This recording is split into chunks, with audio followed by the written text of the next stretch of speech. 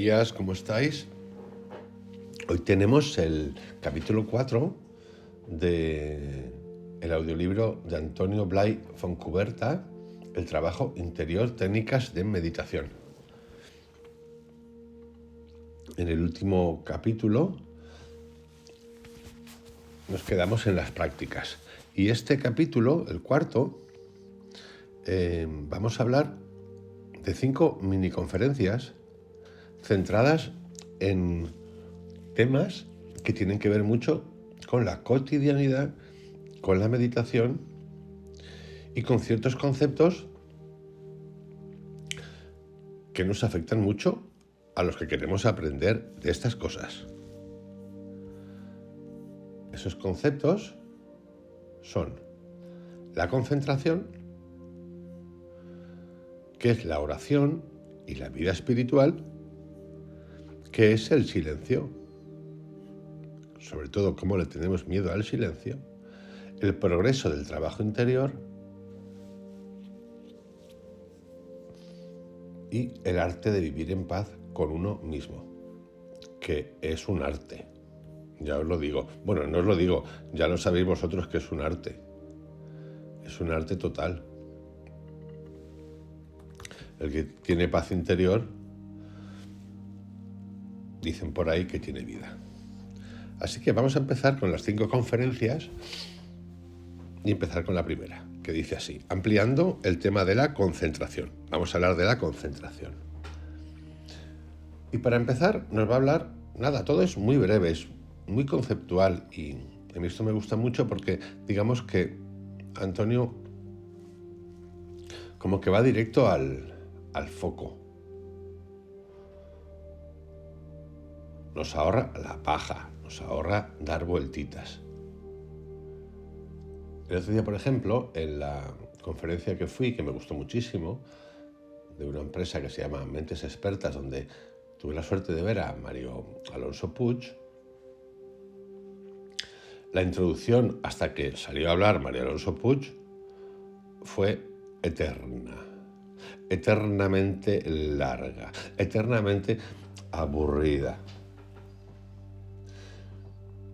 A veces, en esta fuente mecánica y normal, yo la entiendo y no solamente la entiendo, la respeto, pero también la observo,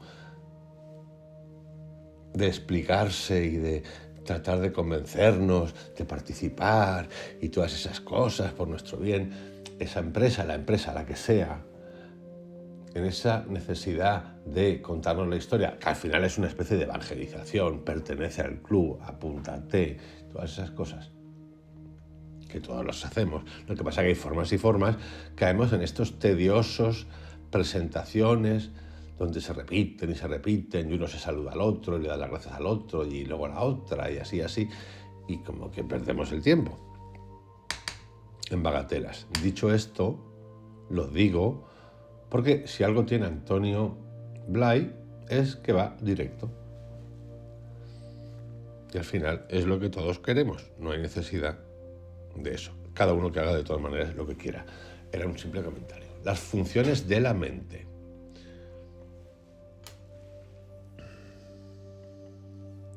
No hay duda de que el tema de la concentración es uno de los más importantes para el crecimiento interior y también por lo que se refiere al desarrollo de la personalidad.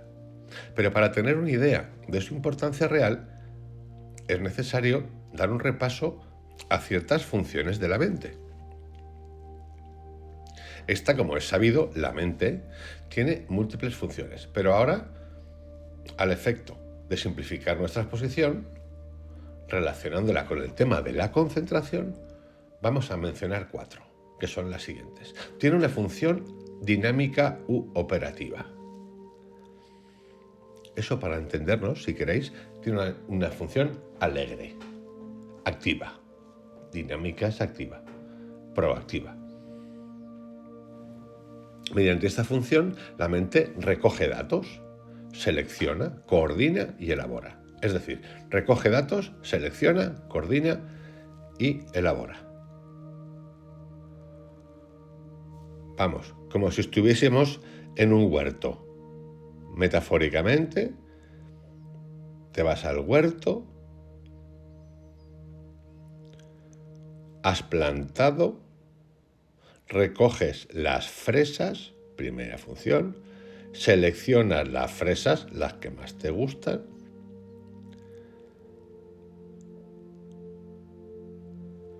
coordinas las fresas, que son, las vas poniendo en un lugar, estas para Francia, estas para Italia, estas para España, y las envías. Recoges datos, la mente, funciones de la mente, que tienen que ver con la concentración.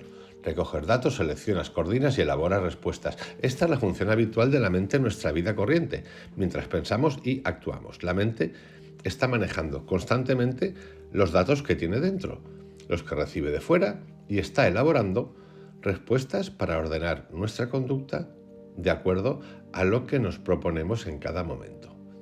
Esta es la función más conocida de la mente. Función subjetiva. Aquí ya vamos a empezar en un tema más interesante, subjetivo.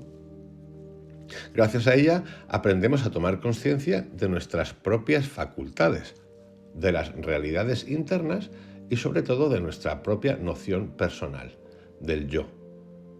Esta noción íntima de nosotros mismos. Es subjetiva porque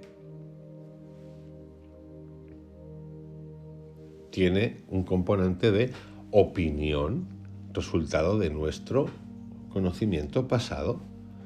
Nosotros tenemos una idea de lo que somos. Función configuradora. Aquí entramos un poquito más de complejidad. Y tiene tres funciones, que es, o que son, una función arquetípica, que ahora explicamos cuál es, una función cohesionadora, o sea, que unifica, que une, y una función de influencia. Vamos a ver cómo se cohesiona, dónde está esa influencia, cómo influye, y vamos a ver la primera, que es arquetípica, que tiene un nombre un poquito más mitológico, arcaico, antiguo, conceptual, simbólico. Función arquetípica.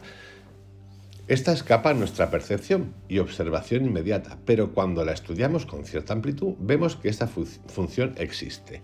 Así, por ejemplo, Carl Jung, del que estamos hablando en el libro rojo, nos habla del inconsciente colectivo, al que presenta como un fondo común de los seres humanos. Dice Jung que determinadas ideas, determinadas estructuras mentales, son comunes a todos los que pertenecen a un mismo grupo étnico, a un mismo periodo histórico, y que incluso esto mismo se manifiesta también dentro de unidades más pequeñas, como grupos familiares, por ejemplo.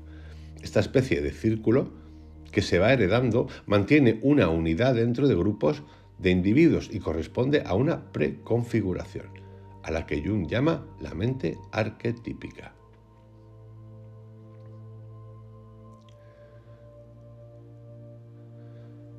Para ponerlos en términos un poquito graciosos, sería como que cuando nacemos pertenecemos a un rebaño determinado y estamos en un establito determinado. En ese establito están los de siempre, las ideas de siempre, los conceptos de siempre. Y luego hay como establitos y establotes, grandes y pequeños, de los que participamos mentalmente los que pertenecemos a ese grupo. Y hay grupos familiares, hay grupos más grandes, hay grupos nacionales, de estados, en fin, es más grande que eso o más complejo que eso, porque el término estado tampoco, pero bueno, sí podría compartirse. De ahí que sean común esas representaciones que hacemos, que son un poco prejuiciosas, pero son así. Los españoles piensan así, los argentinos piensan así, los mexicanos son así, los americanos son así. Y luego esto lo podemos llevar a grupos más pequeños. Los religiosos son así, los hippies son así, Los colegios privados católicos son así, los colegios privados no católicos de funcionarios son así, mi familia piensa así, nuestro entorno es así, y luego ya más dentro, mi grupo de amigos, ¿cuál es? Y esa es la que se llamaría la función de la mente arquetípica. Luego tenemos la función cohesionadora. Esta función configuradora también es poco conocida en sus mecanismos. Mediante ella, la mente mantiene la cohesión de todos los elementos de nuestra personalidad. En nosotros existen múltiples funciones. Vivimos orgánicamente, tenemos unos sentimientos, tenemos unas aspiraciones espirituales y cada una de estas cosas tiene sus fines propios y por ello tiende a ir por su lado. Pero lo que mantiene una unidad dentro de esa complejidad, lo que hace que el individuo sea uno, es la mente. La función cohesionadora de la mente es la que mantiene la configuración unitaria de la personalidad. Esto hay que entenderlo también perfecto, porque lo que quiere decir es que dentro de la mente nosotros incluso somos capaces de tener una tendencia hacia el éxito, la materia, el progreso en el trabajo, vamos a llamarlo progreso en el trabajo, que a la vez esté en una dualidad con nuestros procesos espirituales internos de lo que queremos para ser feliz. Puede pasar, pero es la mente la que dice, bueno, tiro un lazo para acá, un lazo para allá y nos mantiene ahí. Y que nos hace reconocer que incluso nos demos cuenta que estamos en esos dos lados. Lo cohesiona. C, de influencia. Esta otra función configuradora tampoco es muy conocida. Se trata de que nuestra mente parece tener una influencia efectiva, una influencia muy concreta sobre el modo personal de ser, sobre la configuración interna, la estructura del carácter y del comportamiento. Pero además esta función de determinar esa extraindividual se extiende más allá del individuo y alcanza incluso a su ambiente. Atentos aquí porque ya estamos hablando del entorno, del medio. Así, la persona tiende a configurar el ambiente que le rodea de acuerdo con una configuración propia. Tiende a provocar en las demás personas un tipo de reacción determinada e incluso parece que esa influencia se extiende en apariencia de un modo inexplicable a los mismos hechos y circunstancias. Parece, pues, que determinado tipo de ideas tienden a atraer situaciones constructivas o situaciones de ayuda. En cambio, otra actitud mental tiende a rechazar o alejar situaciones de ayuda y, en contraste, a hacer situaciones problemáticas de disgustos, etc. De esta función nosotros no nos damos cuenta de un modo consciente, pero la experiencia, el estudio estadístico, sobre todo el estudio de conjunto de la vida de una persona y de otra, parece demostrar la existencia de esta función de la mente. Y es importante porque aquí nos está hablando de la ley de la atracción, de la vibración del pensamiento, de la energía en forma de onda que transmitimos, la ley de la atracción y del amor que nunca ha dejado de existir y de actuar. Lo he explicado súper bien. Parece, pues, que determinado tipo de ideas tienden a atraer situaciones constructivas y determinado tipo de ideas tienden a atraer situaciones conflictivas. Es mucho más complejo que esto, lo está explicando así como blanco y negro, pero de blanco y negro tururú trompeta, porque la cosa se puede liar bastante, y se lía bastante, porque somos entes complejos, que tenemos un montón de cositas acumuladas durante el tiempo, más las que hagamos ahora con conciencia. Y a la hora de emitir, de solicitar, de pedir, de orar, de todo lo que queráis, emitimos una vibración de energía y esa es la que nos viene de vuelta. Bastante sencillo. No nos vamos a extender más en esto y con estos 3 apartados comenzamos. La concentración. Lo primero que ha explicado es unos detalles sobre la mente y ahora vamos a hablar de la concentración. Todas las funciones de la mente se dinamizan, se actualizan gracias a un gesto especial de la mente, la concentración mental.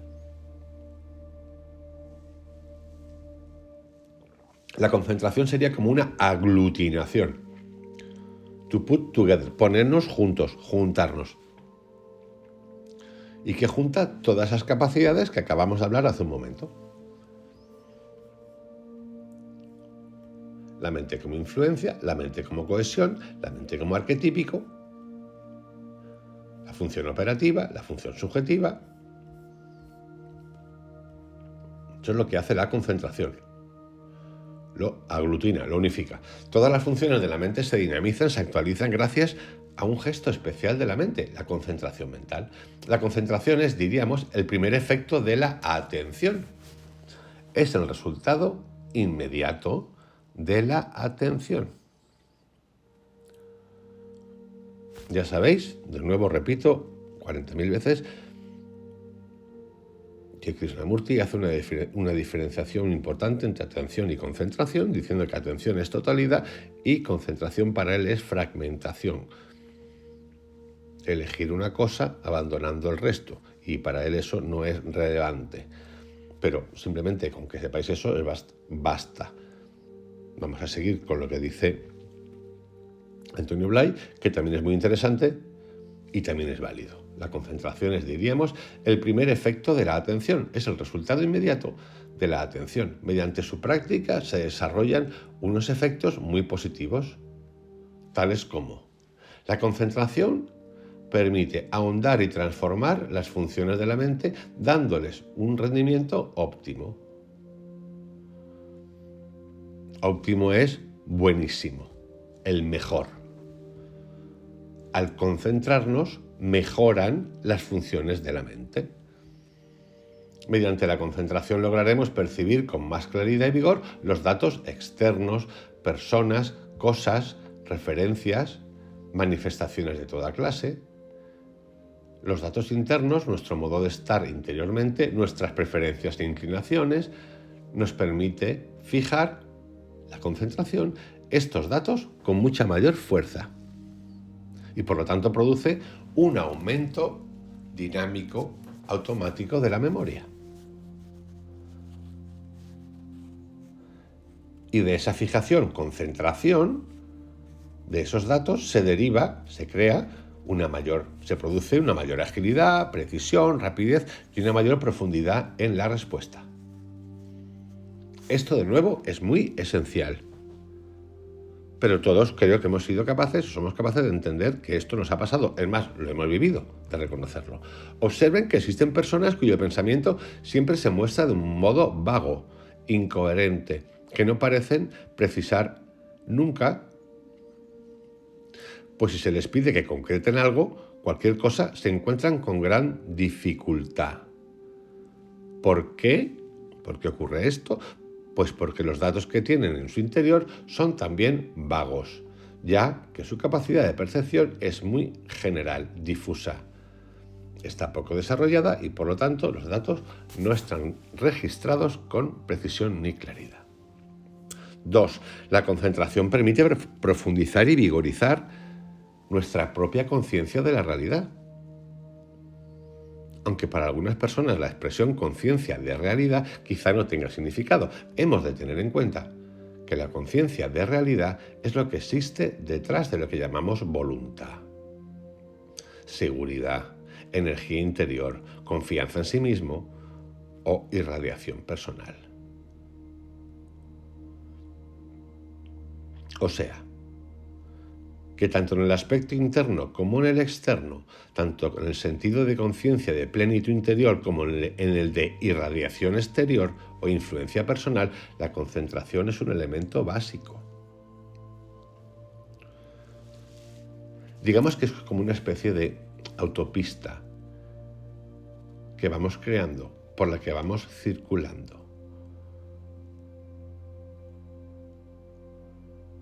Es el camino. La concentración permite penetrar dentro 3 de los contenidos de los niveles superiores de la personalidad, es decir, en el nivel de la mente intuitiva, o en el del pensamiento abstracto, o en el del sentimiento universal, del sentimiento religioso, auténtico. Dentro del nivel, podríamos incluso decir, de la belleza, del sentido estético universal. Y eso, la concentración lo consigue de un modo concreto, preciso, sistemático, seguro. Y por último, dentro de un nivel aún más alto, más difícil de llegar, que es el de la energía absoluta, el de la potencia primordial. La concentración no solo nos permite contactar con esos niveles, sino también adentrarnos en ellos, estableciendo un puente entre nuestra mente concreta personal, la que utilizamos todos los días, y esas realidades superiores que aún hoy son realidades más bien supuestas o creídas que vividas. ¿Por qué?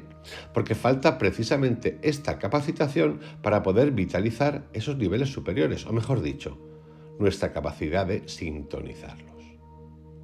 Cuando esto se consigue, entonces estos niveles superiores se integran, se unifican con la mente personal y al hacerlo precisamente a través de la mente concreta, esto transforma toda la personalidad.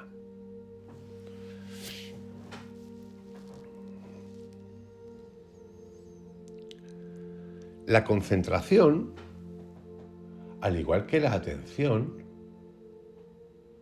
está libre de juicio, de etiqueta, de tagging, como dirán en inglés, de crítica.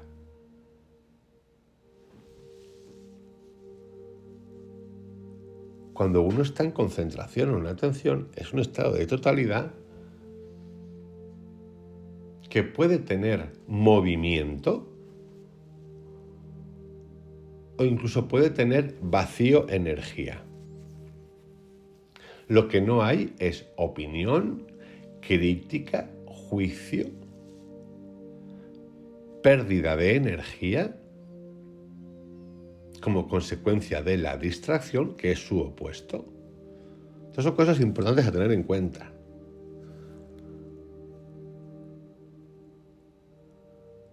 Este es el proceso científico de la transformación y la espiritualización de la persona. Existen muchísimos caminos para llegar a ello.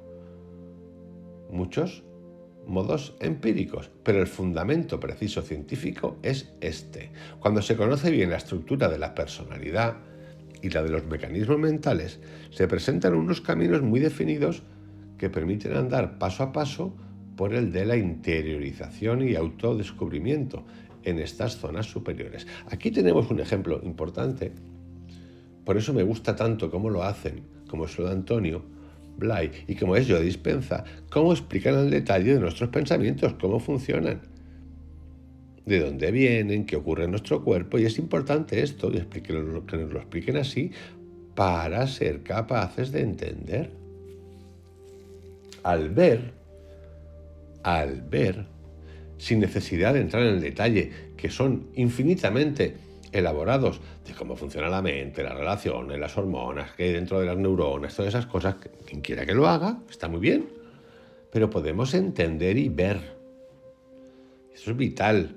¿Para qué? Para los procesos de atención y de concentración. Los hechos y la experiencia nos enseñan que nosotros tenemos muy poca concentración mental. Nos damos cuenta de ello cuando estamos leyendo un libro y de pronto nos encontramos completamente distraídos sin saber qué estamos leyendo y hemos de volver atrás para encontrar la hilación, el hilo. Cuando queremos concentrarnos sobre una materia y al cabo de un momento nos damos cuenta de que estamos pensando en lo que haremos por la tarde o en lo que nos dijeron ayer, vuelve a ocurrir la pérdida de concentración. O cuando intentamos hacer un poco de meditación o de oración y empezamos muy bien, pero a los pocos segundos ya estamos divagando. Otro ejemplo, flotando por zonas lejanas al objeto del ejercicio. Entonces descubrimos que nuestra concentración no es todo lo buena que sería de desear.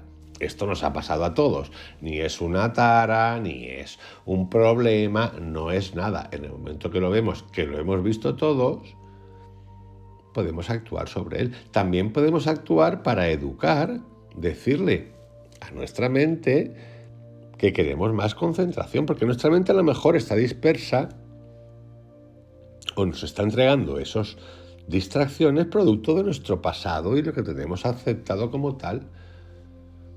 Pero también cualquiera de nosotros hemos tenido experiencias o momentos de súper concentración, súper concentración, seguro. La idea detrás de esto es permanecer en un estado de atención, concentración, yo diría más atención, todo el día, que no exista la distracción. Pero claro, eso hay que hacerlo de una manera suave, tiene que ser natural, no puede ser un sacrificio, porque todo esto sería un problema, como dicen tantos. El problema es que además esta falta de concentración se manifiesta en todos los momentos de nuestra vida diaria, lo que estamos hablando. En las situaciones que acabamos de enumerar se pone de relieve porque allí, como se trata de un empleo preciso único de la mente, la deficiencia es evidente. Se ve claro que la mente funciona mal. No es que funciona mal, es que está distraída. Pero durante las actividades diarias, donde tenemos tantas distracciones, tantos estímulos diferentes, no percibimos esta vaguedad, este comportamiento constante, errabundo de la mente.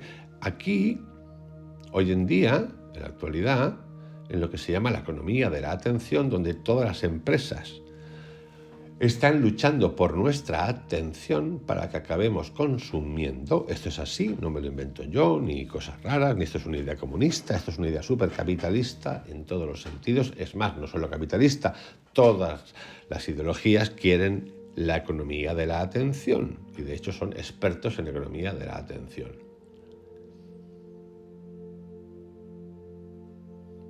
Es mucho más difícil en la actualidad ser conscientes de eso. Por eso, y porque todo lo que nos rodea está en el mismo lugar. Cada vez somos más ciegos. Por eso distanciarse y salirse y mantener cierto equilibrio, combinación, si se puede llamar equilibrio, entre esta búsqueda personal, las nuevas cosas que queremos y nuestros grupos de siempre. No hablamos de nosotros y que ellos son los enemigos, las otras personas igual que nosotros. Estamos hablando así para que nos entendamos. Es tan complicado. Porque estamos rodeados por focos de atracción que están funcionando 24 horas al día. Nunca han parado. Nosotros somos el silencio. Nosotros somos el silencio. Esto es clave. Nosotros somos el silencio. El silencio no puede venir después, no viene impuesto, no le interesa al sistema el silencio.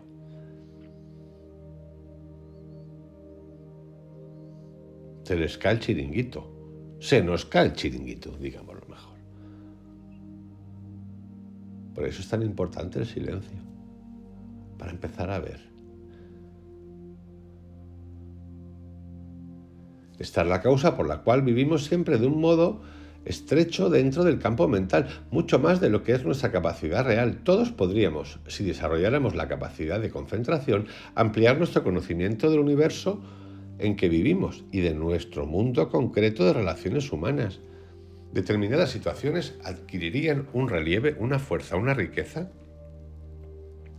que cambiarían por completo nuestra visión de ellas. Admitamos, dice Antonio Blay, que carecemos de concentración mental en todos los instantes del día. ¿Causas que impiden la concentración? Pues son cosas comunes. Lo que pasa es que a veces estas cosas tan básicas y esenciales no las pensamos. Las damos por hechas. ¿Qué es lo que se interpone? Lo que nos impide que nuestra mente funcione de un modo pleno, con toda su capacidad dirigida hacia un objetivo. Pues, por ejemplo, una de ellas es la mala salud. Con esto no me refiero a tener bronquitis crónica, neuralgias o dolor de muelas. No. Al decir mala salud, me refiero a que nuestro organismo no funciona normalmente con toda la limpieza, armonía y con todo el vigor interior con que podría funcionar. Y aunque nos parezca extraño, cuando el organismo no funciona de un modo correcto, nos impide pensar bien. ¿Sabéis lo que es esto? Los centros de energía. Los chakras, la meditación que hicimos el otro día de Joe Dispenza. Y sí, cuando esos 3 primeros chakras no funcionan bien porque están bloqueados, los hemos bloqueado, que son los esenciales, la raíz, el sacro y el plexo solar, en el desarrollo y la ejecución de nuestra vida como materia y supervivencia, cuando los bloqueamos producto del exceso, pues tenemos que mala salud. No corre la energía como debería de correr. Por lo tanto, nos afecta los procesos de concentración. Nuestra mente está en contacto con todos los niveles de la personalidad y por lo tanto también con nuestras funciones vegetativas. Y si la mente está ocupada en resolver problemas que existen en el nivel vegetativo, ese trabajo de la mente, esa dedicación que tiene que prestar en esta dirección, le impide quedar libre para poderse ocupar en unas actividades más específicamente mentales. Es decir, un robo de energía. No es un robo tampoco, pero es una redistribución de la energía. Es un cese de energía porque la energía se necesita para tapar agujeros y no te la puede dar para crear cosas. Lo explicaba Joe Dispenza. Y es una energía cansina, porque es una energía de ayuda, de urgencia, mientras que la otra es una energía expansiva, generosa, vibratoria, positiva. De ahí los cansancios mentales. Por eso al practicar yoga, por ejemplo, al transformar la persona, su estilo de vida y lograr un mayor equilibrio, los chakras, los puntos en centros energéticos, se observa un cambio notable no solo en su estado de ánimo, sino especialmente en su capacidad mental.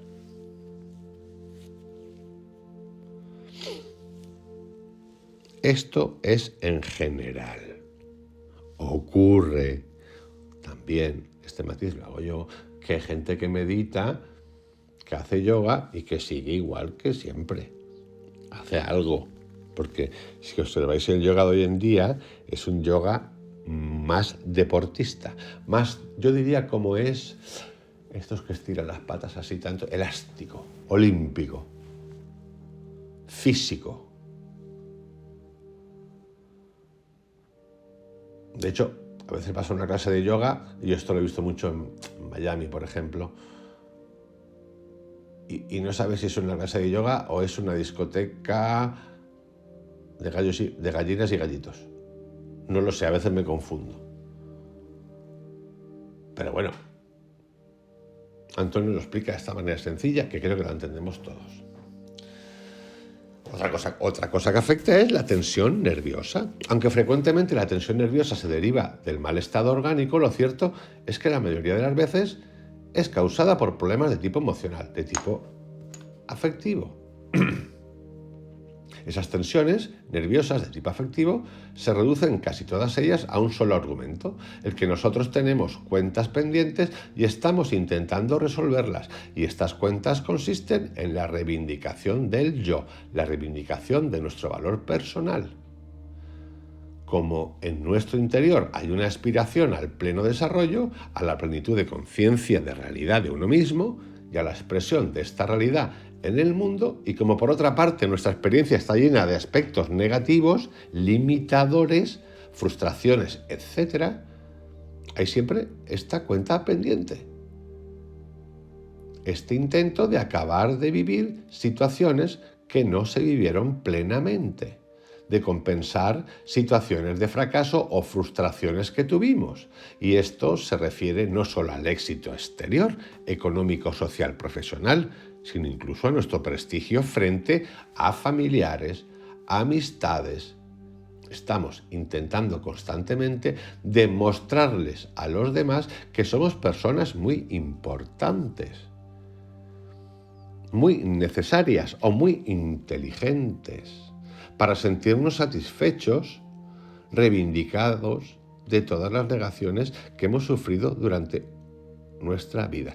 Hoy, aquí tengo una anécdota de ayer, obviamente no es un amigo, es una situación que viví. Éramos un grupo de gente y hay una persona en particular que hablaba mucho. Le gustaba mucho hablar. Le daba el botón del play y hablaba. Persona amable.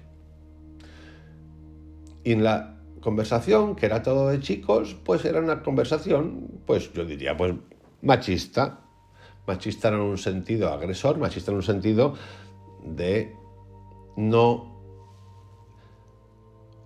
Vamos, que si una mujer o si nuestras mujeres, yo no tengo, pero estuviesen pendientes, esa conversación no se daría. ¿Por qué? Porque sería conflictiva. Dirían, pero bueno, esa manera de hablar, vale, perfecto. tú haces eso, piensas eso, pues si yo hago lo mismo, luego no te pongas nervioso, más o menos para guiarnos. Y llegamos a un punto en el que una de las personas, esta en particular, dijo, a mí me importa mucho, esto es por lo de la tensión nerviosa, lo que mi hijo piense de mí. En este recorrido con esa frase, yo pensé, y quiero que entendáis esto como ejemplo, ¿ok? Porque yo con los chicos lo pasé bien, no son amigos, es un grupo con el que hago CrossFit y luego nos juntamos de vez en cuando. Pero a lo que voy, dije, a mí me importa mucho lo que mi hijo piense de mí. Pero claro, si tu conducta, tú estás contando una cosa aquí, o nosotros, vamos a quitarle a él en medio. Si yo estoy contando vamos a ponerlo yo, si yo estoy contando una cosa aquí delante de mis amigos, que no quiero que oiga mi hijo, pero yo estoy preocupadísimo por qué piensa mi hijo de mí, pues yo lo que tengo es una dualidad y me estoy mintiendo a mí mismo. O sea, soy un poquito farsantete, por decirlo de alguna manera. Farsante. Entonces esto tengo que arreglarlo, porque si no tengo una tensión nerviosa. Vivo y no vivo. Quiero dar una cara a mi hijo que sí que tengo, pero también tengo otra. Pero claro, lo que no quiero es que vea la otra, porque mi hijo quiero que se porte bien, que se eduque bien. Pero claro, tú trompeta, porque tú no te lo crees. No solo tú no te lo crees, yo no me lo creo, sino que yo estoy viviendo una fábula. Una fábula con mi mujer, una fábula con mis hijos. Soy el que aporta, soy el que da. Esto es así. Tensión nerviosa. Mientras tengamos estos problemas pendientes y estemos viviendo cada situación presionada por esta urgencia interior de afirmar nuestra superioridad, realidad y plenitud, no podremos utilizar la mente de un modo libre. Estaremos siempre mirando la situación en función de esta problemática pendiente. Otra más, actitud superficial. Esta yo creo que nos gusta a todos. Yo, como que he hecho fotos, me encanta. He hecho fotos de moda, de lujo, de grandes vinos, restaurantes, de personas. Me encantaba hacer retratos. Bueno, creo que me encanta todavía, pero no tengo muchas ganas de volver a la fotografía. Ninguna. Quizá el año que viene, que por cierto solo queda un mes. Ya veremos. Actitud superficial. Este es otro problema que impide la concentración habitual y sistemática. Nos hemos acostumbrado a vivir las situaciones y las cosas con el esfuerzo justo, el indispensable para ir tirando. Esta actitud flota en el ambiente y nosotros somos producto de este ambiente social, pues gran parte de nuestra personalidad la construimos sobre la base de imitar a los demás. Si nos desenvolviéramos en un ambiente en el que las personas vivieran con más calma, más reflexión y mayor profundidad, esto nos obligaría a sentirnos más intensamente y a reaccionar de un modo más reflexivo, sereno y profundo. Repito, si nos desenvolviéramos en un ambiente en el que las personas vivieran con más calma, yo aquí quiero hacer un inciso, porque antes o después todos hemos estado en esos ambientes de calma. Bueno, no de calma total, porque la vida y el trabajo exige competencia, con lo cual habría que mirar eso, y éxito. Pero mi experiencia me dice que sí, que hemos vivido esos estados de calma, pero no sé hasta qué punto el ser humano está capacitado para seguir en un estado de calma. Es más, es que siempre estamos demandando más, queremos más.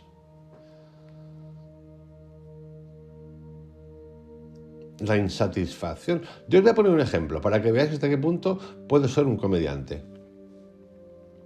Hasta hace un mes y medio no tenía coche, hasta 2 años y medio sin coche. Entonces, cada movimiento que tenía que hacer, llámese comprar pan, comprar algo, era con la bicicleta. Entonces, estaba todo el día con la bicicleta. Además de hacer ejercicio, cosa súper sana, pues yo no sentía algún día, alguna cosa, digo, uy, cómo me gustaría tener coche, pero bueno, Tiene unas partes que son buenas, que hago ejercicio, y otras partes que son limitantes. Si me quiero ir a algún sitio, pues o me tengo que ir en autobús, o me recoge alguien, o me subo con alguien. Punto y final. Se acabó. No pasaba nada. Lo cierto es que movía la bicicleta y las compras de comida se limitaban a cuánto podía llevar en mi mochila o en los manillares. Con lo cual las compras son más pequeñas. Ahora tengo coche. Y ahora no hay bicicleta. No pasa nada, pero es un ejemplo que os quiero poner. Porque yo lo pensaba, digo, si es que llevo un mes sin coger la bicicleta.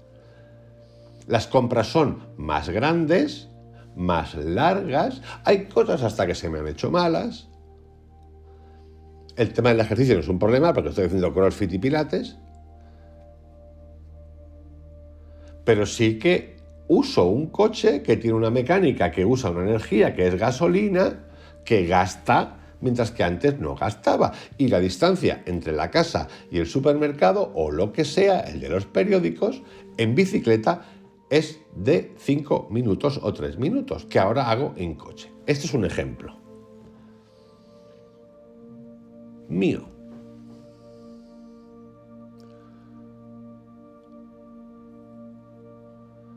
Pero todo el mundo tiene prisa, todos corremos a lo loco. Como hay tantas cosas por hacer y no hay tiempo de hacerlas todas, esa prisa ya se ha convertido en algo normal. Lo que se pretende es ir tirando, salvar la situación como sea y pasar un buen rato cuando se pueda. Es más, el ejemplo del coche y la bicicleta. Cuando vas con el coche, hablo de mí de nuevo, puedo encontrar ese momento que de repente me entra la prisa, el acelerón, el pitito tocando. Y claro, cuando vas con la bicicleta resulta que te puede pasar igual, pero claro, cuando vas con la bicicleta el motor eres tú, el que hace ejercicio eres tú. Estás más expuesto que en un coche, por lo tanto, de manera natural, esa prisita estresadita, adelanto, toco el pito, tengo prisa, se me va el tren, no existe o disminuye en un 90%. O me da igual, un 80%, lo que os dé la gana, muchísimo. Importante. Seguramente, en muchas ocasiones, esta puede ser una buena solución, especialmente cuando las circunstancias personales son muy duras y apretadas. Entonces es lógico vivir los buenos momentos sin mayores preocupaciones. Está hablando del estado de actitud superficial. Os estoy diciendo ahora que esta actitud superficial pues es interesante y está buena si vienes de una situación critiquísima, dura, ya sabéis, hay muchas y todos hemos pasado por alguna. Entonces es lógico vivir los buenos momentos sin mayores preocupaciones y que se busquen escapes para descansar y alegrarse un poco. Pero es lamentable el hecho de que en muchas ocasiones podríamos hacer un trabajo más profundo y solamente por el hábito, por la inercia que hemos adquirido de vivir así, desperdiciemos estas oportunidades. Así, cuando nos encontramos en que no tenemos prisa ni nos urge nada, entonces nos aburrimos y buscamos algo que nos distraiga. Vamos al encuentro de los problemas de los demás. Nos metemos en novelas, en películas, etc. Películas mentales. Pero no buscamos películas que nos distraigan. No. Las queremos con mucho jaleo, mucho conflicto, lo que demuestra que tenemos una especie de añoranza de ellos. Es un tema un poquito complicado o peculiar porque se entra, yo ya lo entiendo perfectamente a qué se refiere y creo que vosotros también, en qué es lo que tienen que hacer los demás. Es cierto, yo tengo clarísimo, de hecho lo he experimentado, llevo 4 meses experimentándolo, a más sonidos armónicos, ahora estoy con el sonido, muy importante el tema del sonido en cuanto a vibración. Menos estrés sufro. Es más, esos tipos de sonidos me ayudan a entender la polaridad y llevarla de un lado a otro sin me he acelerado. ¡Bum! Me ayuda mucho a dormir por la noche en unos estados muy bonitos. Llevo una semana durmiendo en unos estados muy bonitos. La palabra es bonito, porque cuando me despierto y estoy durmiendo es una cosa extrañísima, porque estoy durmiendo, sé que estoy durmiendo, no puedo explicarlo bien, porque, bueno, sí le puedo explicar bien. Sé que estoy durmiendo y estoy como sintiendo que estoy durmiendo y me siento bien, siento una cosa interna bonita y descanso. Y hoy me he levantado a las 3:30 y me he quedado mirando el techo y estaba sonriendo. Y solamente recrearme en eso me ha hecho feliz, me ha hecho sentirme bien. Es importante. Y yo jamás le diré a nadie lo que tiene que hacer, que tiene que escuchar, qué música, qué películas, lo que tú quieras. Lo que sí que tengo claro y que estoy experimentando, que a más sonidos armónicos diarios, mejor me siento. Todo esto impide que vivamos la vida con entrega, con profundidad, sin tiempo para centrarnos. Solo intentamos salir del paso ante las situaciones. Nos falta una plenitud de presencia ante la vida. Presencia que nos obligaría a ser conscientes de un modo también más profundo y por lo tanto a percibir mentalmente la realidad en el interior de cada situación. Aquí lo que yo interpreto o quiero interpretar o voy a interpretar es que esto requiere, el tema de la concentración y de hacernos con los mandos de la vida requiere de muchos huitos, de mucho coraje, porque las preguntas que se nos plantean delante son duras. Es decir, no, yo no quiero vivir así, yo no quiero esta cosa más, pero es que esta cosa, digo, no, pero es que voy a hablar con mi marido, con mi mujer y con mis hijos, que se ha acabado. Entonces, claro, imaginaros la rebelión que se puede montar ante una... No, es que se puede montar, no, que se monta. Por eso necesitas muchos huitos. ¿Por qué? Primera, tú has sido el responsable, tú con tu mujer contigo, o padre, lo que sea, de educar a tus hijos así y ahora le vas a contar que no y estos están acostumbrados al huevoneo o lo que sea, sin problema, sin juicio, no pasa nada. Se lo tienes que contar. O tu mujer a ti, o tú a tu mujer, o a toda la familia, de repente se ponen todos nerviosos. Por eso esto es que yo no estoy dispuesto a trabajar 60, que no me da la gana. ¿Cómo? ¿Que no me da la gana? Pongo ejemplos, que este pago que yo hago porque vivir en esta casa, que no me da la gana, que no lo necesito. Mucho coraje para enfrentar estas cosas. Y claro, es normal que se produzca el escapismo, la banalidad,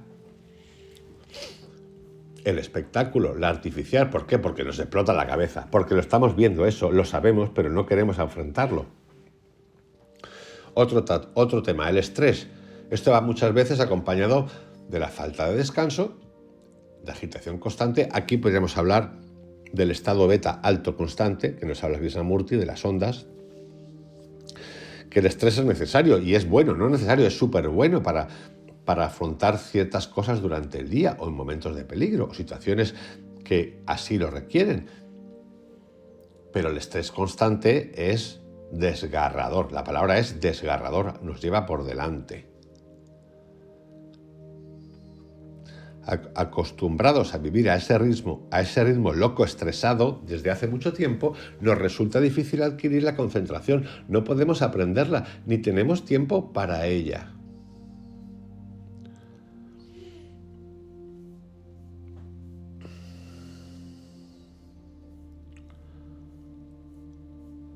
Es interesante, muy interesante. Ideas incompletas. Todo lo explicado contribuye a que nuestras ideas sean solamente esbozos. Tenemos unos cuantos datos recogidos de aquí y de allá, los ponemos dentro de una mente y los firmamos. Yo creo esto y aquello, yo pienso tal cosa y tal otra cosa, etc. Y si alguien pone en duda estas ideas, discutimos y las defendemos a capa y espada. Pero esas ideas no son claras, no son completas y por otra parte tampoco son nuestras, son prestadas de diversa procedencia, recogidas como uno ha podido, memorizadas incluso como recurso para hablar, para responder y a medio hilvanar. Es literalmente, un batiburrillo sin hilvanar. A veces hablamos tan mecánicamente, Ni siquiera has acabado la cosa que le estás contando a alguien o te cuentan a alguien a ti y tú estás respondiendo ya. Es que ni siquiera te da tiempo. Como lorito.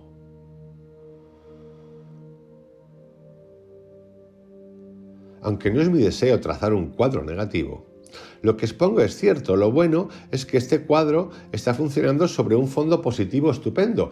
Y el gran milagro, la gran maravilla, es que, a pesar de funcionar mal, mental, afectiva y físicamente, vivimos, hacemos cosas y a pesar de todo, se adelanta, se progresa. ¿Por qué? Porque dentro de nosotros existe una fuerza, una inteligencia que rige nuestra vida y por suerte no depende de nuestra mente personal en el que las cosas vayan de un modo o de otro, sino que hay una mente bien centrada, bien clara, iluminada, que es la que en el fondo está guiando nuestros pasos titubeantes. Es decir, que nos salvamos bastantes veces. En el camino nos dejamos alguna marquita que otra en el cuerpo y en la mente y en las emociones. Yo no sé hasta qué punto estoy de acuerdo con esta última frase, pero bueno, no vamos a entrar ahí, pues son juicios. Tampoco es interesante. ¿Cómo superar estos obstáculos a la perfecta concentración? A ver, la concentración es concentración. ¿Cómo superar estos obstáculos a la concentración? De la relación de impedimentos estudiada se deducen las posibles soluciones. Seguidamente veremos el modo de eliminar las causas negativas que son impedimento hacia la concentración. Dos de las principales e inmediatas aplicaciones prácticas para potenciar la concentración son: una, mejorar el estado orgánico y nuestra conciencia de energía vital. Dos, ordenar nuestra vida afectiva sobre una base realmente positiva. Aquí tenemos ya un trabajo de chino importante. Sí, reíros conmigo. Está hablando de mejorar nuestra salud y nuestra conciencia. Empezar a cuestionarnos y ordenar nuestra vida afectiva desde un lugar positivo. Estudiar el trigger, el detonador, porque salto así, soy un controlador. Vosotros observar lo del controlador. Os voy a poner otro ejemplo. El otro día, cuando salí de la conferencia de Mariano Alonso Puig, iba con dos, una amiga y luego una amiga de esa amiga. Entonces, era en mi ciudad, vamos al coche, estamos aparcados y le digo, ¿dónde vas y dónde te llevo? Y me dice, a tal sitio, a Benalúa, se llamaba el sitio. Digo, ¿a qué altura en Benalúa? Le pregunto. Mira, tú ahora sales, empiezas a bajar, luego bajas por aquí, Plaza de Toros, hacia... Le vuelvo a preguntar. Perdona, ¿a qué altura en Benalúa? Y luego te paras y le digo, escúchame una cosa. Soy de Alicante, sé dónde está Benalúa. Con que me digas a qué altura de Benalúa, yo ya voy. Vivo en la calle Rodolfo Castagnetti. Yo te llevaba el teléfono y digo, ¿qué hago? Pues nada, miro en la calle, le vuelvo a preguntar. Eso, ya por intuición, le digo, ¿eso está cerca de la comisaría de policía? Sí, justo detrás. Digo, pues vale, no me hace falta que me diga nada más. Seguimos en el coche en marcha. Esto es una tontería. Una súper tontería, pero para que veáis cómo podemos llegar a ser de controladores de circunstancias cómicas. Seguimos en marcha, salgo del coche, salgo del garaje, me pongo a bajar, nos ponemos a bajar porque éramos tres y empieza otra vez. No, ahora aquí, a la derecha, no, ahora aquí. Y le digo, escúchame, no recuerdo cómo se llamaba, sé llegar perfectamente. Soy de Alicante, conozco el sitio, te estoy llevando, no te preocupes más. Y yo creo que ahí finalmente entendió que tenía que relajarse, que se dejara de controlar, pero vosotros os imagináis, esto que estoy contando, que es real, pues seguramente yo también lo he hecho. Seguramente no, seguro. Pero es absurdo. ¿Os imagináis esto en el día a día? Con tu pareja, con tus hijos, con la casa, con los amigos. ¿Vosotros os imagináis por un segundo lo que es vivir así? En ese sin vivir, de querer saber todo, por dónde voy a ir. No, ahora dobla. ¿No os ha pasado nunca que vais en el coche con alguien y dice, no, ahora por aquí, ahora por allá? No, pero ahora frena. Oye, cuidado. A ver, compi. Para un segundo, compi, para un segundo. Estás conduciendo tú, yo lo he hecho. Yo me he bajado del coche y lo he aparcado y le digo, amigo, amiga, conduce tú, que sabes un montón, que pareces un GPS y además de GPS eres policía. ¿Sabes cómo las reglas cuáles son? ¿Cómo? Digo, sí, porque llevas media hora que es un no parar. ¿Un no parar? Un no parar. Esto lo cuento en plan de broma, pero esto es verdad, yo lo he hecho. Pero es que lo hacemos todo el tiempo. Somos unos controladores enfermizos. Siempre hay algo que nos toca las canicas. No podemos dejar al otro en paz. Y todo esto afecta ¿a qué? A la concentración, a nuestro día a día, al estrés. Como dice Antonio Blay, ¿cómo podemos mejorar la concentración? Mejorar el estado orgánico y nuestra conciencia de energía vital, o sea, desatascando los centros de energía y ordenar nuestra vida afectiva sobre una base realmente positiva. Vive y deja vivir, colega. Estos son los caminos preliminares para poder llegar a una buena concentración. Porque el que se proponga forzar la mente a hacer directamente determinadas cosas se encontrará con que habrá de trabajar mucho para conseguir solo unos resultados mínimos, porque los impedimentos proceden de otros niveles que no son propiamente el mental. La mente tiene ya los suyos propios, pero si además con la mente queremos vencer los otros impedimentos, tendremos que hacer muchísimo más esfuerzo para obtener un resultado más bien pequeño. Conviene, pues, tratar a cada impedimento según su propia naturaleza. Los puntos que he señalado son esenciales para mejorar la calidad de nuestra mente y la capacidad de concentración. En primer lugar, mejorar la salud, elevar el tono vital, aprender a funcionar físicamente de un modo mejor, mediante un ejercicio bien hecho, una respiración consciente y una mejor higiene dietética y sexual. Y en relación a nuestra vida afectiva, es sabido que se ha ido construyendo un poco por aquí, otro poco por allá, casi al azar, por reacciones a muchos y variados estímulos, y llega un momento en el que realmente tenemos una gran afectividad, unos grandes sentimientos. Tenemos cosas muy buenas, magníficas, pero por desgracia, cada una va por su lado, y a veces esos diferentes lados chocan entre sí. Existe una tensión, una dispersión y a veces una contraposición de objetivos afectivos. Y si esta energía tiende a ir en direcciones opuestas, la tensión que se crea por esta causa disminuye de un modo considerable nuestra capacidad de concentración.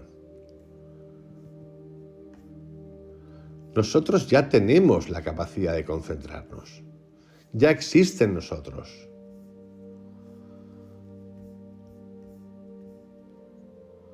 Es solo cuestión de canalizarla. Y luego entramos en el problema de la voluntad. En el fondo de la creencia sobre nosotros mismos, muchos de nosotros pensamos lo siguiente: con mi inteligencia, si tuviera más voluntad, podría hacer muchas cosas, podría llegar muy lejos. Lo que me falla es la voluntad, porque inicio una cosa con mucho éxito, progreso en ella, pero después me canso y la dejo. Y empiezo otra cosa. Este es un caso típico aplicable a un 90% de los niños. Cuando se pregunta al profesor ¿cómo va mi hijo?, el profesor responde: muy bien, es muy inteligente, tiene un poco de pereza para estudiar, es un poco inconstante, pero es muy listo. Esto lo oímos decir muy a menudo. Y esto es lo que hace que aquel niño tan listo solo vaya tirando a duras penas.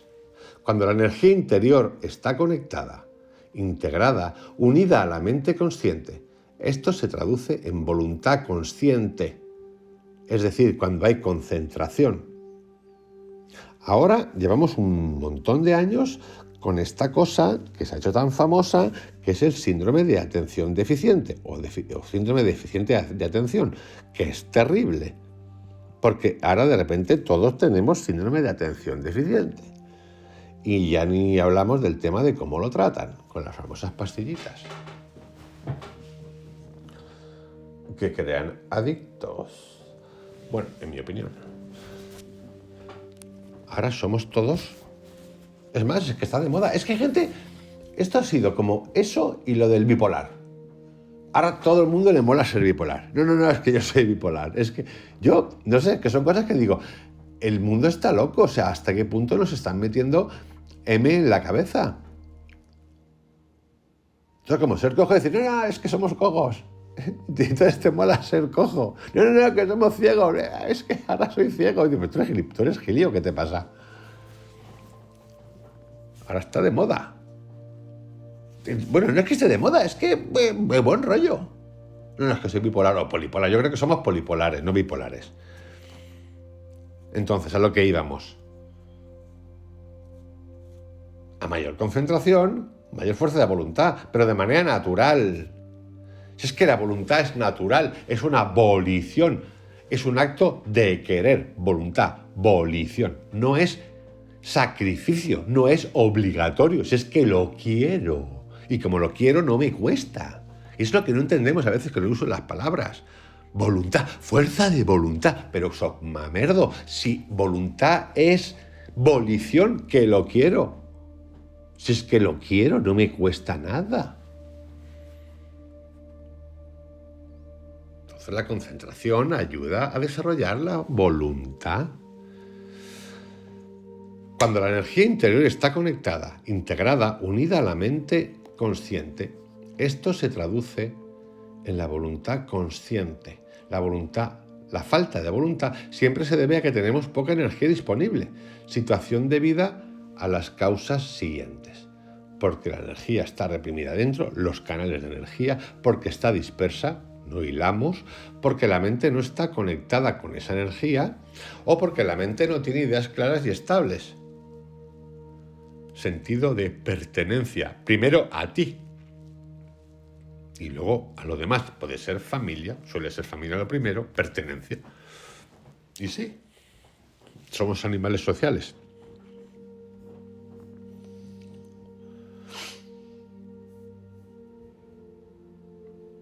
Y ya para tratar este tema de la concentración, que es la primera conferencia, vamos a hablar de técnicas de concentración. Técnicas de concentración. Concentración sobre la conciencia física. 1. Por ejemplo, los ejercicios de Hatha Yoga, los cuales son muy beneficiosos porque reúnen los requisitos de lentitud, relajación y atención, partiendo de la conciencia interna del cuerpo. 2. El andar lentamente, plenamente, mindful walking. Thich Nhat habla mucho de esto. Joe Dispenza tiene una meditación andando, plenamente consciente de cada movimiento, de cada gesto y de la consciencia global del cuerpo. Este es un ejercicio derivado de la escuela budista Hinayana. 3. La relajación como ejercicio de concentración. También es muy adecuado para tomar conciencia de sí mismo, de nosotros mismos, y para aprender a mantener la mente en la sensación de descanso. 4. Respiración abdominal como objeto de concentración, siendo espectador del proceso de vaivén respiratorio y manteniendo el estado afectivo y mental sereno. Como veis, si miramos estos 4 ejercicios primeros, concentración sobre la conciencia física, ahora iremos a otro tipo de concentración, estamos hablando todo el tiempo de una cosa. Voy a dejar 2 segundos o 3 a ver si a alguien se le ocurre, que es el mindfulness, o sea, el presente, el estado de presente. Si nosotros concebimos y realizamos el estado de presencia, es decir, ahora que estoy haciendo, hablando con vosotros, vosotros conmigo, grabando, el teléfono, el café, presencia, presencia. No estoy pensando en mañana, ni en que tengo que subir el vídeo dentro de media hora, presencia, presencia, presencia. Lo que conseguimos es concentración. Con la presencia, enseñando la presencia, enseñamos concentración. Más allá de todo lo que nos está contando aquí Antonio Blay, que es fantástico. En realidad nos habla de presencia, Antonio Blay. Llámese Hatha Yoga, llámese andar lentamente, llámese relajación, llámese respiración abdominal. Acto de presencia. Ser consciente de lo que estoy haciendo en este momento. Concentración. Concentración por medio de la mirada. En la India se llama Tratak o Tratak, no lo sé. 5. Estamos en tipos de concentración. Los 4 primeros son del cuerpo. El quinto, fijación de la mirada sobre un punto fijo externo. Es muy frecuente fijar la vista en la llama de una vela, aprendiendo a contemplarla serenamente, sin perder la conciencia de sí mismo, con plena lucidez e intencionalidad.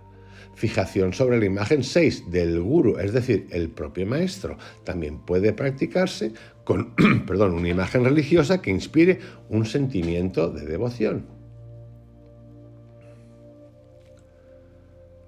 Síntesis de 2 de las técnicas fundamentales de Raja Yoga. Concentración sobre objetos externos. Primera etapa. Se trata de coger un lápiz. Aquí va a decir un ejemplo. Si queréis practicarlo, lo practicáis. Concentración sobre objetos externos. Primera etapa. Se trata de coger un lápiz, una flor, cualquier objeto y aprender a mirar. Hay que mirar el objeto sin pensar, sin especular sobre él, sin comparaciones, sin asociaciones de ninguna clase. Solo mirar, centrarse exclusivamente en lo que se ve y en el modo de ver y nada más. Esto se practica durante 15 o 20 días, sin ninguna otra finalidad. Cuando llevo un rato mirando, el objeto me parece que ya lo he visto por todos los lados y que ya no puedo descubrir nada más. Y es precisamente entonces cuando empieza la parte eficiente de la concentración, cuando creo que ya lo he visto todo. Esta parte, accesoria de especial atención, que me obligo a hacer sobre algo que me parece que ya he visto antes. En el momento en que he llegado al límite de mi hábito y sigo practicando la atención sobre el objeto, entonces es cuando empiezo a desarrollar un nuevo grado de atención, de lucidez. Entonces mi conciencia se expande, empiezo a crecer. Segunda etapa. Ahora se trata de mirar el objeto aceptando las asociaciones que despierte en uno todos los conocimientos, datos y referencias que se tengan acerca del objeto. Si es un lápiz, considerar su utilidad, el hecho de que sirve para escribir cartas, notas, etc., los materiales de que está hecho y la procedencia de estos. Por ejemplo, el lápiz es de madera, procede de los árboles, los bosques, el lápiz tiene una mina de grafito carbón y así sucesivamente. Hay que procurar que cualquier asociación que sugiera el lápiz no nos haga alejarnos de él.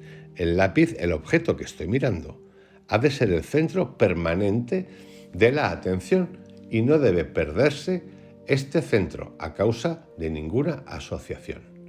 Las asociaciones deben ser directamente relacionadas con el lápiz. Al lápiz como centro. No sirve pasar del lápiz a la madera, de la madera al bosque y enseguida ver personas en el bosque reunidas en una merienda. No debe perderse de vista el tema inicial en ningún momento.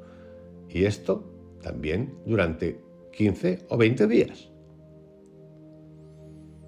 A los 2 días parecerá que ya se sabe todo en teoría sobre el lápiz, su historia, sus aplicaciones, que ya está visto todo.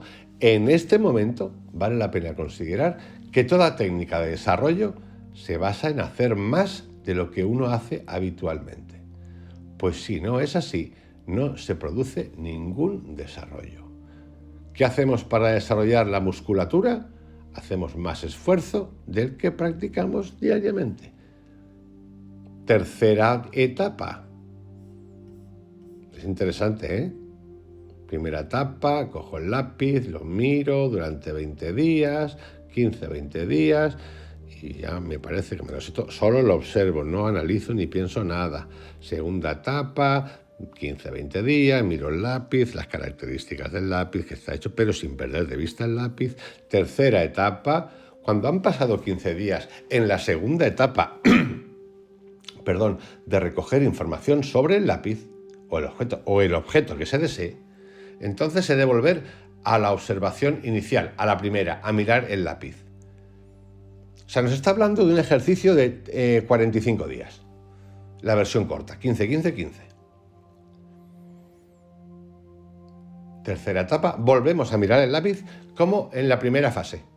Y cuando ahora lo mire, esta visión tendrá un carácter completamente distinto, nuevo, revolucionario, comparado con la visión que tenía al principio. Claro, porque hemos hecho un ejercicio primero, el de observación sin etiquetar, durante 15 días, el otro, el de qué está hecho el lápiz, qué es el lápiz, y ya el tercero, con esos ejercicios de práctica, donde hemos pasado por etapas de decir, ya me lo sé todo, y hemos seguido, volvemos a la primera. Y claro, lo que se percibe es distinto. Y cuando ahora lo mire, esta visión tendrá un carácter completamente distinto, nuevo, revolucionario, comparado con la visión que tenía al principio, porque se habrá desarrollado una visión de la imagen del lápiz muy perfecta y al mismo tiempo de todos los conocimientos e ideas que se relacionan con él, que se han ido asociando de un modo deliberado, que se han ido articulando alrededor de la imagen lápiz, de tal modo que ahora, cuando me centro en la observación del lápiz y dejo mi mente abierta, inmediatamente lo veo desde todas las direcciones, lo veo con todo su contenido mental, adquiero una visión dimensional. Es como si el lápiz y yo existiéramos en otra dimensión que tiene mucho más relieve y profundidad. Este es un tipo de ejercicio fundamental de Raya Yoga. Hay que aprender a hacerlo primero con objetos externos, para desarrollar nuestras facultades más concretas y después se aprenderá a hacer esto mismo sobre otros contenidos no materiales.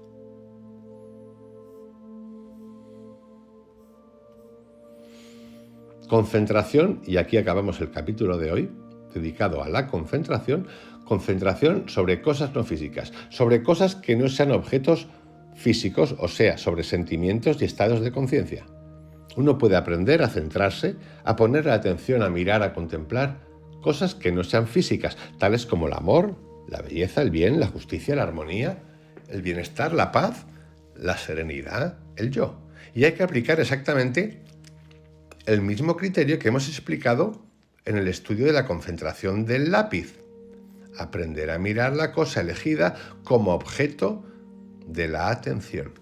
Y cuando nos parezca que ya lo hemos visto, seguir mirándola, sin asociaciones, manteniendo la más viva posible, lo más viva posible la cosa dentro de sí. Si es el amor, no sirve conformarse con la idea o el sentimiento del amor, sino que he de aprender a evocar, despertar y actualizar en mí el sentimiento del amor. Y entonces, mientras lo siento, mirarlo un día, otro y otro, así un mínimo de 15 días, mirar sin pensar, sin razonar, solo la simple mirada, porque esta mirada tiene ya un poder de penetración extraordinario y eso es lo que permite ahondar precisamente en el contenido de idea y en el contenido de realidad que tiene la cosa elegida. Y si yo medito sobre la verdad, sobre la justicia, sobre el equilibrio, sobre el poder, sobre cualquier noción de este tipo, sobre el tiempo, sobre el espacio, yo aprendo poco a poco a ir controlando mi mente, pero al mismo tiempo a irla introduciendo en esa sustancia que me viene de lo superior hasta que llego a penetrar realmente en el mundo de lo superior a través de una manifestación. Eso recuerda aquello que encontramos en algunos cuentos de la princesa que va montada en un rayo de sol. Eso tan inocente que uno encuentra divertido cuando es pequeño. Eso hemos de aprender a hacer ahora que ya somos mayores. El hecho real es que toda noción que nos viene de lo superior es un rayo que procede de aquello y que participa de la naturaleza, de su naturaleza. Y en la medida en que yo sepa estar atento a ello, mirarlo, penetrarlo con la mente clara, abierta, todo yo centrado en eso, se va abriendo un camino que me conduce a la procedencia, a la fuente de origen de aquella cualidad. Esto conduce a instaurar un estado mental nuevo, superior, el cual no puede ser explicado. Es algo que se aleja de la experiencia corriente y aunque utilizáramos palabras nuevas, estas resultarían insuficientes para describirlo. Por ello, renuncio a hacerlo. Solo podemos animar a los aspirantes a trabajar, a practicar para descubrirlo y experimentarlo por sí mismos. Y aquí os dejo con el capítulo 4 del trabajo interior, técnicas de meditación de Antonio Blay. En particular, aquí tenéis un ejercicio brutal para hacer. De hecho, hay 3 explicados. El último es interesante. Yo no lo he hecho nunca, el último. El de estar observando un objeto durante 15 días, 45 días en realidad, en 3 tandas. Pero lo voy a poner en práctica. Os envío un abrazo, que tengáis un excelente día. Nos vemos muy pronto. Chao.